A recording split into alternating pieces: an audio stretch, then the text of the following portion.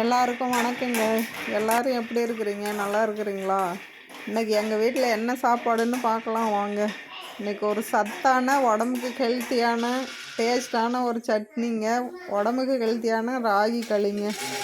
எங்கள் வீட்டில் இப்போ நிலக்கடலை சட்னி செய்கிறேங்க. ஏன்னா நிலக்கடலை சட்னி தான் இட்லிக்கும் சூட் ஆகும், களிக்கும் சூட் ஆகும். அதனால் ஒரே சட்னியாக செஞ்சுக்கிறோங்க.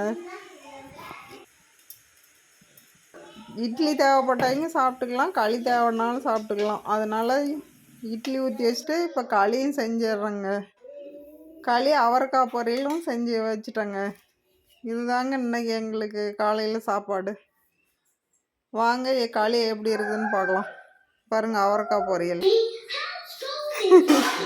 பாருங்கள். களி அவரைக்காய் பொரியல், சட்னி. இப்போ எதுக்குன்னா தொட்டுக்கிறதுக்கு கடலைக்கொட்டை சட்னி, கடிச்சிக்கிறதுக்கு அவரைக்காய் அண்டு காராமணிக்காய் பொரியல்.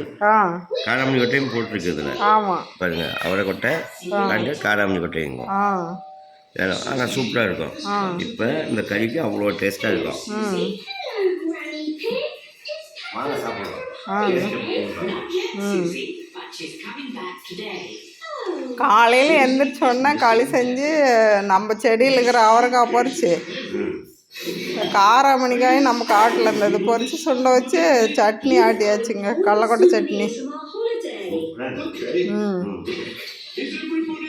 வாங்க சாப்பிட்லாம்.